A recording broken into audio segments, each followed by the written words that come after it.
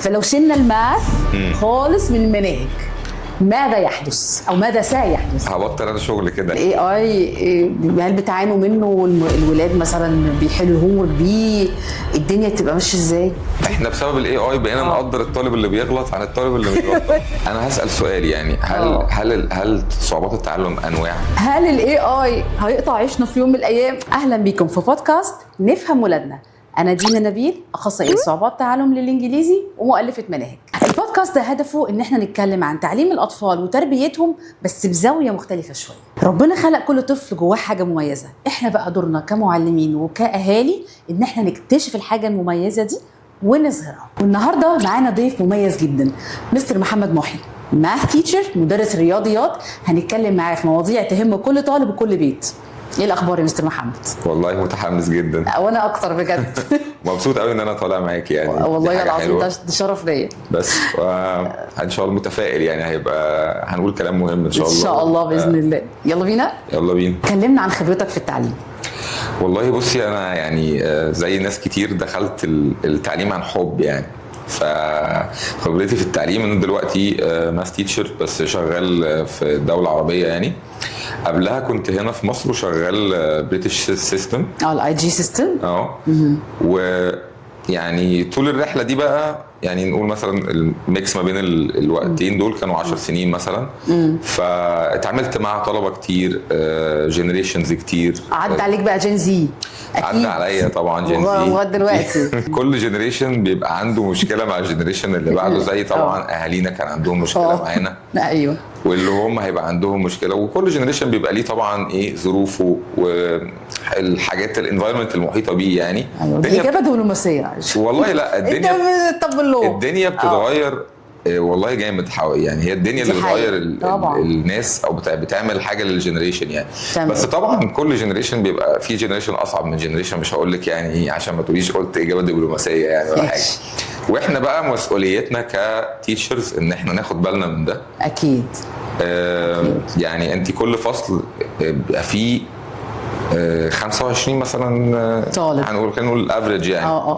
فانت مهمتك اصلا ان انت في الاكسبيرينس بتاعت السنه من بدايتها لاخرها تبقي عارفه برضو كل واحد يعني. مش بقول لك بس كمان educational level بتاعه او ان انت تعملي له يعني ايه تراعي الفروق ما بين الطلبه في التعليم والاستيعاب.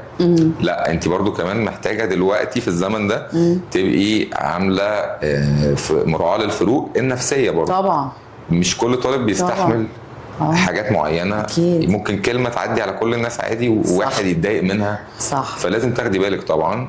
وبعدين احنا يعني لما بدأنا خالص الرحلة دي يعني كان موضوع اللي هو لسه بنشوفه او بنتعلمه.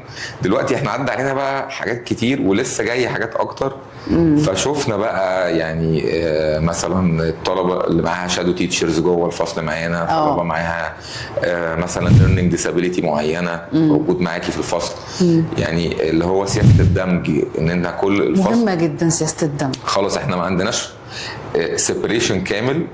تمام. ما هو ده الدمج السليم. هو ده الدمج السليم ان الطفل صعوبات تعلم، لان احنا صعوبات التعلم ده مش طفل عنده مشكله في ذكائه وعنده مشكله في البروسيسنج او استيعاب المعلومه جوه دماغه، المخ بيستوعبها ازاي. فاحنا لازم نقف جنبه، لان حرفيا احنا كمدرسين لو ما وقفناش جنب الطالب يعني ما وقفناش جنب الطالب ده ومستقبله هيضيع حرفيا. يعني بشوف مدرسين للاسف لا صعوبات تعلم انا ماليش دعوه بيه. لا دي مسؤوليتك. هو صحيح مش مسؤوليتك بشكل لوحدك، ده مسؤوليه كذا كذا يعني طرف. يعني مسؤوليه البارنت، مسؤوليه التيتشر، ومسؤوليه المتخصص اللي بيتابع معاه. الثلاثه دول لازم يتحدوا مع بعض عشان يطلع حاجه. لكن انا كتيتشر لوحدي مش هعرف اعمل، طبعا مش هعرف اعمل نتيجه. بس هو اصلا في ناس بتبقى ستودنتس عندهم learning disability مثلا، اللي هو خلاص ده متسجل في المدرسه ان هو عنده learning disability. وصدقيني بيبقى ممكن احسن من طلبه تانية طبعا في الفصل بسبب ان هو عايز يعمل مجهود اكسترا. ايوه. فهي الفكره في كده، ولكن عايز يوصل او عايز يبقى كويس. ولكن كل الطلبه عندهم نفس اللي انت قلتيه ده. احنا محتاجين من كل الطلبه البارنتال جايدنس او سبورت، محتاجين كل ده. الطالب اللي باباه ومامته بيسالوا عليه باستمرار وبيعملوا تشيك مثلا، او بيخشوا على وات ايفر الشانل اللي احنا متفقين عليها كمدرسه، بيتابعوا الدرجات والكومنتس والحاجات دي. اللي بيتابعوا احسن بكتير من اللي مش بيتابعوا طبعا كاي ستودنت طبعا. بس في ناس بتأفور، دي بقى امهات اللي هي حرفيا مش سايبه له فرصه يتنفس، هو ولا كده ولا كده. محتاجين بس نبقى في النص. لا احنا بنتكلم على اللي بيتابع بس، بنتكلم تمام. وفي مدارس اصلا بتمنع التواصل الزياده، فاهماني؟ اللي هو يعني عشان الهليكوبتر بيرنتنج ده، عارفه ايه الهليكوبتر بيرنتنج؟ عشان نشرح بس. قولي لنا انت يعني زي الباراشوت كده. انا اول مره اسمع الكلمه دي. هقول لك اصل الحاجات دي على فكره مش بس كمان فرقت مع الواحد لما دخل بقى تيتشر، يعني فرقت كمان لما الواحد اصلا بقى بيرنت هو نفسه. طبعا. الهليكوبتر بيرنتنج، لو انا فوقيك على طول، انا معاك في كل حاجه، انا ما بسيبكش تعتمد على نفسك، انا بسال عليك في كل حاجه، كل خطوه، ما بسيبلكش روم فور ايرور. يا عم اغلط. طب عارف بقى، طب ده اثره ايه على البيرنت، على الطفل؟ يعني ما انا جاي لك بقى النهارده عشان انت فاهمه في الحاجات دي. ازاي وانت برضو على راسي. الطفل كده ما بيكبرش، بيفضل طفل. بيفضل طفل. انت ما اديتلوش، اصل احنا بنتعلم من ايه؟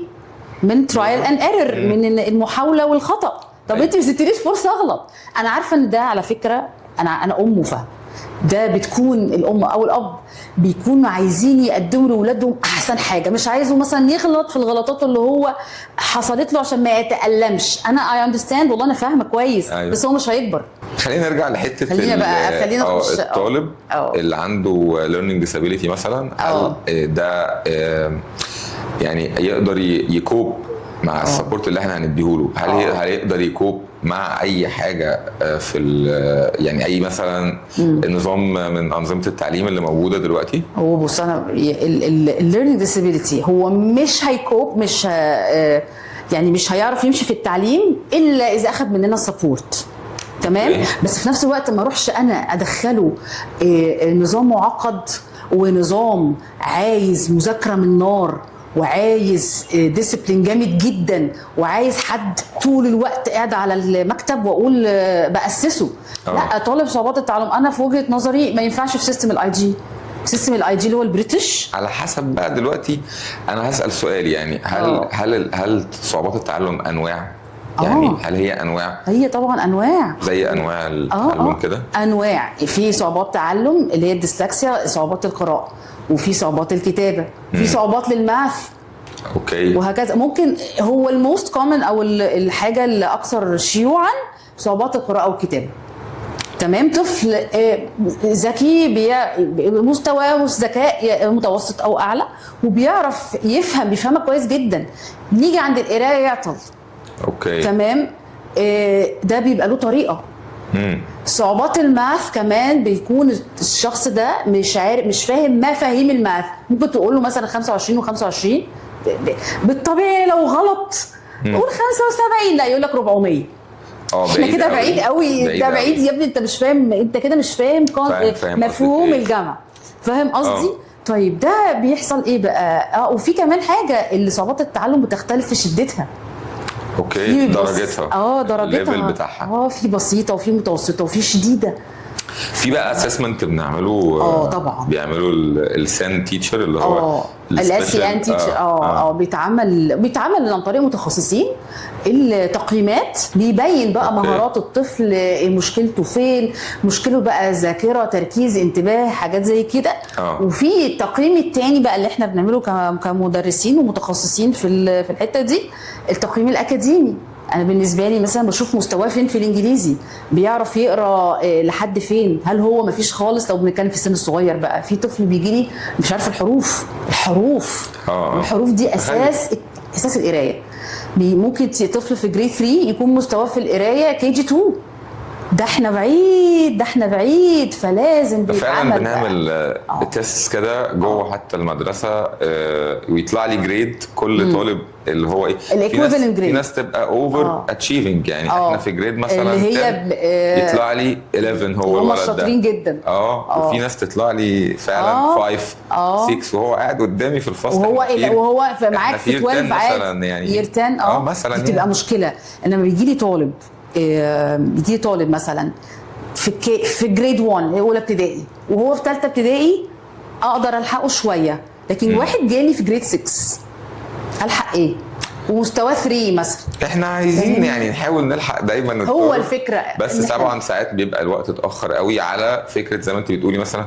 طب انا عايز نظام من الانظمه اللي هي بتحتاج مجهود كبير قوي وبتحتاج، ما هو احنا برضو يا جماعه مش عايزين اللي هو ايه، احنا عايزين ندي الناس حقها. فالناس اللي اشتغلت من بدري قوي ومؤسسه كويس قوي وخلاص وصل للمرحله دي، هيبقى الطبيعي ان هو مرتاح اكيد في الحاجه دي عن غيره. ما هو برضه هو في مجهود هنا اتعمل اكيد. انت عارف اقول لك على حاجه، لما بيجي لي ام شغاله على ابنها حتى لو ما كانتش شغاله بشكل يعني سليم من وجهه نظرها يعني، بس المجهود اللي هي عاملاه انا بشوفه. طفل على طول اول ما بقعد معاه بيتقبل مني على طول او بيلقط مني على طول، لانه هو عنده بيز أيوة. ولو بسيطه هي حاولت وعفرت ممكن ما تكونش شايفه النتيجه بالطريقه اللي ترضيها.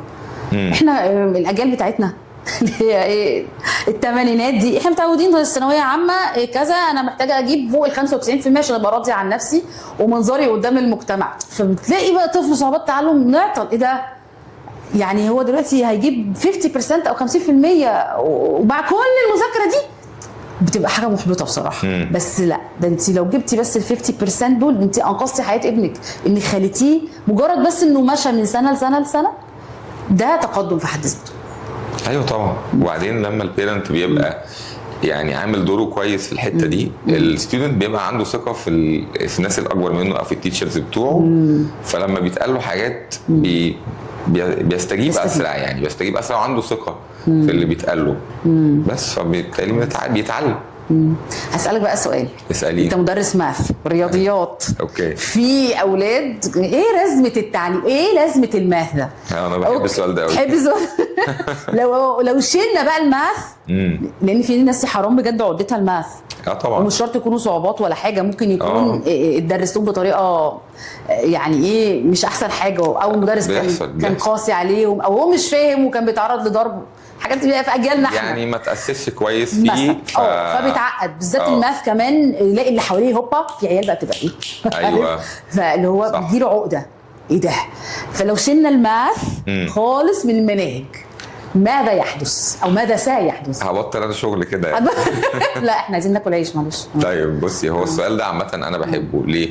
عشان ده بيديني فرصه اثبت او اعمل للولاد يعني شو كده اللي هو احنا بنعمل ايه هنا، او احنا يعني احنا ليه انا ليه احنا ليه في الحصه دي دلوقتي، او احنا ليه بندرس المنهج ده فعلا. فدي بتبقى حاجه حلوه عشان ايه السؤال ده انا يعني ايه بيديني كده زي اوبننج للايه لفكره احنا انا في كذا حاجه باخدها من دراسه الماده دي مهم، زي مثلا ايه بقى هقول لك الكريتيكال ثينكينج، التفكير النقدي. ايه التفكير النقدي بقى؟ احكي لي. هقول لك ده واحد من انواع التفكيرات اللي هو ازاي انا لما يجي لي بروبلم معينه مشكله معينه اعمل اتاك عليها ازاي ازاي احلها احلها عشان احلها.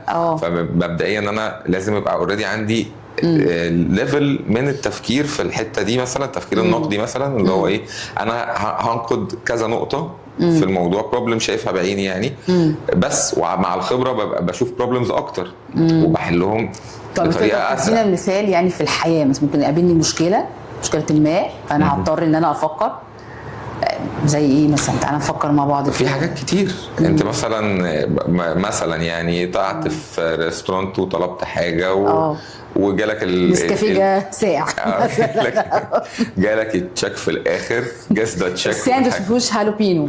ايوه جاس ده تشيك مثلا دي هتتعمل ازاي؟ اللعبه اللي بيلعبوها الولاد مع بعض اللي هم بيشوفوا الحساب هو التشيك ده يتخيلوا الحساب بالتقريب يبقى كام. التشيك ده ما هو فيه تاكسس، فيه سيرفيس، فيه برسنتج.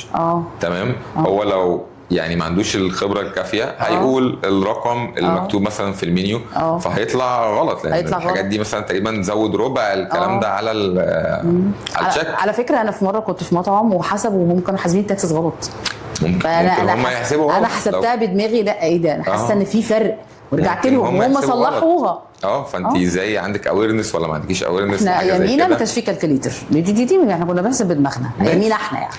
دلوقتي في كالكوليتر وفي حاجات اعلى من الكالكوليتر دلوقتي هنتكلم فيها. بالظبط لازم نتكلم فيه دلوقتي بقى. خلاص يعني بيفرض نفسه على اي كونفرزيشن، ما ينفعش تقريبا 2 تيتشرز يتقابلوا يتكلموا من غير ما يجيبوا سيره الموضوع ويشوفوه. ده لازم. الاي اي الذكاء الاصطناعي دنيته ايه بقى معاكم؟ انت بتدرس في مرحله كريتيكال اللي هي ثانوي، تمام؟ هل ده بيساعد الطالب ولا بيضره؟ والله كل المراحل كريتيكال، سواء من بدري هاي سكول ميد سكول، كل ده انا شايف كده يعني. اكيد. فطبعا مهمه زي اي حاجه ليها فوائدها وليها اضرارها اكيد على حسب. قول لنا بقى الاي اي هل بتعانوا منه؟ الولاد مثلا بيحلوا الهوم ورك بيه، الدنيا بتبقى ماشيه ازاي؟ هي دي مشكله بصراحه، يعني اكتر مشكله فعلا ان هو ايه، هل انا معتمد عليه بشكل اساسي ولا انا بتعلم بيه ولا انا بساعد نفسي بيه؟ يعني هي الفكره في كده. انا ساعتها اقعدهم يعني عايزين نعمل بروجكت بالاي اي واقعد اتكلم معاه ودردش معاه وطلع الافكار اللي في دماغك. اكيد. بس طيب لو بقى طالب انت بقى عامل مثلا واجب او حاجه والاجابه هو متاخده كوبي وبيست من الاي اي، انت بتعرف؟ ما هي بتبقى باينه، بتبقى عارف كمان بتبقى باينه عشان هم فاكريننا ان احنا مش عارفين. لا هي بتبقى باينه وده احنا عارفين مستواكم فاكيد مش انت اللي مجاوب دي. بتبقى باينه ازاي بقى؟ بتبقى باينه من حاجات كتير، ممكن فعلا بالاحساس وانا عارف مستوى الطالب ده اللي هو يعني اكيد مش انت يعني اللي هتكتب كل ده وبعدين ممكن تبقى حاجه اصلا طالبها في الحصه يعني مفيش حتى الوقت ان احنا نكتب كل ده. وساعات بقى ينسى ياخد كوبي كده الكلام الاي اي كان كاتبه له اللي هو يعني اقدر اساعدك ازاي تاني. بس ساعدني جدا، سؤال ذكي جدا تلاقيها يعني بقى موجوده الحل مكتوب كده مثلا يعني عايز تغش صح، لا حول ولا قوه الا بالله. يا ريت ما تغشش خالص، يا ريت ما تغشش صح يعني بتبقى هوم ورك مثلا فهتغش فيه او اساينمنت او حاجه في الفصل بس اكتيفيتي ما استفدناش حاجه ولا انا انت كده هيبقى ضيع وقته خلاص، ضيع وقته ووقتي. هو في باله ان هو الموضوع ده صعب عليا، مش هنفترض حسن النيه ان هو مستصعب الموضوع فحلهولي انت حلهولي انت ايها الاي اي خد السؤال ده حلهولي. هو مستصعب الموضوع يجي يسالك انا مش فاهم دي احلها ازاي، او يحاول ان شاء الله يعمل 2 ستيبس من المساله. وانت موضوع المدرس ان انا اساعدك انك تفهم، انت لو مش فاهم انا موجود عشان افهمك. فاهم قصدي؟ هقول لك انا ممكن اعمل ايه. اولا اديله حاجه يقدر هو يعملها. ممتاز. ايوه تديله حاجه على قد مستواه، ما اروحش بقى انا اعلى قوي قوي بالمستوى والطالب هنا ما يحس بالعجز فيضطر هو يلجأ لطرق ملتويه عشان يحل. يبقى انا كنت سبب في ده؟ صح. لا بالعكس، انا فاهم مستواك لحد لازم تحاول وتديني من اللي عندك. مظبوط صحيح مظبوط. بس ثانيا يعني ابقى مديله برضه فكره ان هو في تراست بيني وبينه ان هو ما يعملش معايا كده. يعني هو لو هو متراست ان انا يعني ده ثقه اديله ثقه. الثقه بس كمان بيني وبينه لازم تبقى عاليه قوي بحيث ان هو يعني لازم يسالني لو في مشكله ما او كده. برضه الاي اي مش دايما يا جماعه صح. ليه؟ لان هو بنفسه بيتعلم.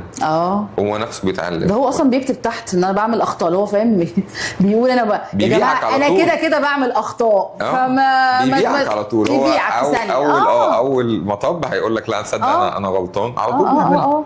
بس فدول النقطتين دول مهمين بس برضه في نفس الوقت محتاج الطالب يتعلم يشتغل على الاي اي. ده لغه العصر يعني مش معنى كده ان الاي اي ده بقى لا احنا نشيله لا طبعا هو محتاج يتعامل معاه صح كاسيستنت يطلع منه ازاي يساعده بس مش ياخد كوبي وبيست لان يعني كده ما استفدناش حاجه. انت عارفه اللي جاي ايه؟ اللي جاي بريشر بالموضوع ده ضغط، لانه احنا اصلا كلنا بقينا نستخدم الاي اي. فالنتائج كلها خلاص بقى بلاتو، عارفه البلاتو اللي هو احنا ايه وصلنا ان احنا كلنا بقينا بنستخدم الاي اي. فالحاجه دي كلها خلاص. طب انا بقى عايز بقى المميز في باستخدام الاي اي ده. بس ده ينفعني في بروجكتس وكده. لكن لما تبقى على قد المساله اللي انا مديها لك او كده، انا اصلا مديها لك ليه؟ عشان انت تحاول تتعلم. ما انا الاجابه مكتوبه. الاجابه ما انا عارف يا ابني، ما انا عارف. ايوه يعني انا عايزك ما تحلوش احسن. بالظبط. عايزك انت تفكر فيها زي ما قلت لك، طرق التفكير وتوصل لاجابه. حتى لو حسيت ان انت عملت المجهود بس الاجابه غلط، عادي كلنا بنغلط. هي دي الفكره، انا عايزه المجهود، انا ماليش دعوه بالاجابه اللي في الاخر دي. احنا بسبب الاي اي بقينا نقدر الطالب اللي بيغلط عن الطالب اللي مش غلطان. انت يا ابني غلطت، الف مبروك. اصل انت غلطت معناها ان انت حاولت تحل ده بنفسك يعني. خلاص. انما انت جايب لي الريزلت كامله مكمله بالستبس بتاعتها اكسترا كمان عن اي حد ممكن يطلبه. جايب لك بقى اينشتاين. والله بجد الجيل ده بيصعب عليا. انا مش عايز ده بجد، بيصعبوا عليا حقيقي يعني. ده ستراجل رهيب كمان. بس طيب في بقى سؤال تاني يا ريت. الاي اي. ايوه طبعا اسئلتي. الاي اي والمدرس، هل الاي اي هيقطع عيشنا في يوم من الايام؟ هيقطع عيشنا. هو مش عيشنا احنا بس لو اللي هيتقطع. كل بقى شغلنا خايفه على نفسها دلوقتي. لا بس هل فعلا ينفع استبدال المدرس بالاي اي؟ بصي احنا كان لينا تجربه قريب لما كان في كوفيد وقعدنا اونلاين ماشي. يعني انا هقول لك ليه انا بشبهها. احنا مجرد بس ان احنا بعدنا عن الطالب وقعدنا احنا في حته وهو في حته، والهيومن كونكشن ده التواصل الانساني. ايوه انت شفتي اللي حصل. شفت. وكل بيرنت وكل تيتشر شاف. طبعا. طبعا. فاحنا شغلانتنا يا جماعه مش كده. والنتائج كمان يعني الاولاد اللي يقول لك مثلا يجي لي ولد مش متاسس مثلا، مامته اول كلمه تقول لي اصل ده كان في الكي جي مثلا، كان في مرحله الاونلاين في الكوفيد. ما هو كي جي ايه اللي هينفع يقعد يعني؟ مش هيستفيد طبعا. ده محتاج تواصل انساني. احنا شغلانتنا محتاجه تواصل انساني. احنا بس مش بنعلم، مش بندي معلومه زي ما انت قلت كده. انا ببقى فاهم شخصيه كل طالب ومدخل كل طالب، انا هخش له منين. طب نقط القوه بتاعت كل طالب. ده حد مثلا موهوب جدا في الفن، انا بقدم له التعليم بطريقه فنيه بطريقه مناسبه ليه هو. الاي اي يعني بيفتقد للتواصل الانساني. انا ضد جدا، انا رافضه جدا فكره ان الاي اي هيستبدل المدرس، لانه ما ينفعش يستبدل المدرس. المدرس لا يستبدل. مش غرور والله، بس المدرس لا يستبدل. هيساعدنا دي حقيقة. انا عن نفسي انا بستخدم الاي اي، بستخدم الاي اي في كل تفصيله، بس از ان اسيستنت، مساعد ليا. يعني انا مثلا باخد المناهج بتاعه الاطفال وبعمل لها زي تظبيط او اكوموديشن عشان تناسب مستواهم، عشان انا الاولاد بيجوا لي صعوبات تعلم. الاي اي معلم، بالذات تشات جي بي تي يطلع لي الدرس، بس انا بقعد كتير بقى اغير واعمل اديتنج لغايه ما اوصل للنتيجه اللي انا عايزاها. بس ده بيساعدني جدا بقى في الشرح. لما مثلا اخد الدرس مثلا واحوله كل الرسومات وديفينيشنز، وممكن اقول له اعمل لي خمس ورك شيتس او 5 اوراق على الدرس ده، على المفردات بس او الفوكاب بس، يطلع لي اللي انا عايزاه. فالطالب بيبقى عنده فرصه يحل بقى. خلاص انت كده تعرضت للمعلومه بكذا طريقه. فبتثبت. مشكله حبايبي صغيرين لسه، فحته انه بيطلع لي الحاجه دي هي اصلا ايه مش زيك انت يعني. انت عايزه عارفه ما تاذيش نفسك منه يعني. انا بستعمله بطريقه تفيدني يعني بالظبط، وتفيد خبرتي وتعلم من مستواي كمدرسه. فاهم قصدي؟ فبس فكره انه يستبدل المدرس يستبدل بالاي اي لا خالص يعني. انت اكيد برضو بتستعمل اي اي في الشغل عندك. احنا بندي كمان ورك شوبس وكورسز وازاي نستخدم الاي اي دلوقتي للتيتشرز. طبعا ده مهم جدا. اللي جايه بقى ممكن للولاد يعني. لا بس انا كنت فاكره لا بس التيتشرز ده مهم جدا. هو ما فيش تيتشر ما ينفعش يكون بيستخدمش الاي اي. ده لغه العصر يعني. ده من 2 3 4 كان جوجل بتاعنا. احنا كنا الشغل اللي بعمله على الاي اي دلوقتي كنت بعمله على ايدي، بس طبعا هو عامله بطريقه. انا عايزه اقول لك انه في مره يعني كنت بعمل حاجه منهج اوكسفورد، وقال لي انا هعمل لك الرسومات اللي موجوده بنفس طريقه اوكسفورد عشان البنت ما تحسش بفرق ما بين الكتاب بتاعها والشغل اللي انت عاملاه. لا هو طبعا ممتاز هايل وبيطور من نفسه. يعني انا من سنه ما كانش هو بصراحه ما كانش متطور قوي كده، كنت باخد كل كلمه احط قدامها صوره بتاع. هو دلوقتي في تكه. ايوه انا بس مش عايزه يلغيني. لا يلغيني، ما فيش حد يلغيك، ما حدش يقدر. مش كيلغيني كتيتشر، يلغيني كستودنت بيحاول يوصل لمعلومه معينه، بيحاول يحل حاجه، بيحاول يتعلم حاجه. مش عايزه يلغي له الحته دي، يلغي له الافورت اللي هيعمله. لا احنا كمدرسين بنقدم اوراق عمل او ورك شيتس تساعد الطالب ده ان هو يشغل مخه حته حته لحد ما يوصل للحته اللي احنا عايزينها. واكيد بيساعد برضو في الطلبه اللي هم الهاي اتشيفرز، اللي هم بيبقوا الشاطرين قوي دول، اللي هم فوق ال 100% دول. اكيد برضو لان الطالب الشاطر قوي ده مش المنهج العادي بالنسبه له. ايه الملل ده؟ انا محتاج حاجه تستفز مخي، خاصه ان هو نفسه بيقعد على الاي اي، هو نفسه بيطلع على معلومات، كم معلومات مش طبيعي احنا ما تعرضنالوش واحنا في سنه اصلا. طبعا فاهم قصدي؟ طبعا. عايز تقول حاجه تاني؟ لا انا خلاص انا تمام. لو انت عايزه تساليني اي حاجه انا معاكي. اخر حاجه عايز اسالها لك، لو بايدك تغير حاجه في التعليم السؤال ده موجه برضو للمشاهدين، لو في ايديكم تغيروا حاجه في التعليم او حاجه مفيش مشكله اكتبوها لنا في الكومنتس يعني. ماشي. ايه بقى لو في ايدك؟ يعني انا هبقى اول كومنت. انت اول كومنت اللي هتعمل ومش هتقول دلوقتي؟ لا هقول لك دلوقتي حاجه بسيطه جدا بس انا شايفها مهمه. لازم طبعا احنا يعني انا عايز كل ستودنت يبقى عنده بورتال يقدر يخش عليه من موبايله بعدين او كده، يبقى كل حاجه. يعني عارف ان الكلام ده موجود في المدارس كتير، بس انا عايزه اللي هو يبقى ده في الخليج بقى يبقى موجود لكل الناس. لازم خلاص دلوقتي ما فيش حد يبقى معاه يبقى معاه يعني لو هو صغير يبقى البيرنت البورتال ده انا بخش عليه بشوف السبجكتس بتاعتي مستواي عامل ازاي في كل حاجه. يعني كل يوم انا عندي ابديت عن انا بعمل ايه، عملت ايه، الكالندر يعني بتاعي يعني تقييمي والكالندر بتاعي وامتحاناتي امتى. عايز يبقى في مثلا كويزز بتتعمل، كل ده اقدر اعمله على موبايلي. على موبايلي انا عايز الطالب اللي هو في البيت يقدر من على الموبايل يعمل الكلام ده. فاهماني؟ يعني اذا احتاج يعمل كويز يعمل كويز، بس هو في ريبورت في كذا في كذا في كذا، هو يقدر يرفلكت مع نفسه لوحده. يعرف من نفسه مستواه ايه بحيث ان هو يبقى تراكنج. يعني انا عايز التراكنج ده يبقى منتشر من في كل المراحل في كل الاجيال بقى في كل المدارس. هو على فكره هو الترند مش هقول او الاتجاه، مش هقول الترند، الاتجاه في التعليم وبقاله كتير بره مصر وهنا في بعض المدارس. انا كنت شغاله في سيستم البكالوريا الدوليه. هو بيعتمد ان الطالب هو اصلا مشارك في العمليه التعليميه بتاعت نفسه طبعا. فده معنى كده ان انا لازم ابقى عندي دايما تقييماتي وانا عارف انا واقف فين، انا محتاج اروح النقطه اللي انا محتاج اروحها بعد كده، تواريخ زي ما انت قلت، كل حاجه بقى الكويزز اللي رود ماب رود ماب. مش انا بس كمدرس اللي ببقى عارفها، لا الطالب كمان بيكون عنده تصور للي جاي، انا رايح النقطه اللي انا رايح لها دي فين، عشان ما يجيش برضو يقول انا ايه اللي بيوديني المدرسه، ما انا قاعد في البيت، ما انا بشوف تيك توكرز بيكسبوا قد كده من غير ما يروحوا المدرسه وحاجات تافهه. لا هو الموضوع مش كده، هو موضوع اكبر من كده. نعمل شيرنج للمسؤوليه معاه، ده لازم. امال يبقى شخص مسؤول ازاي؟ ما هو ده شخص في المجتمع بعد كده هيكبر في يوم من الايام ويكون مسؤول. هيكون مسؤول ازاي؟ بالظبط. انا بجد مبسوطه جدا بالكلام معاك. انا اكتر بكتير. ان شاء الله ان شاء الله نكررها باذن الله. اكيد. ويا رب الناس تكون استفادت وانبسطت زي ما احنا مبسوطين. هنا. نشوفكم الحلقه الجايه ان شاء الله.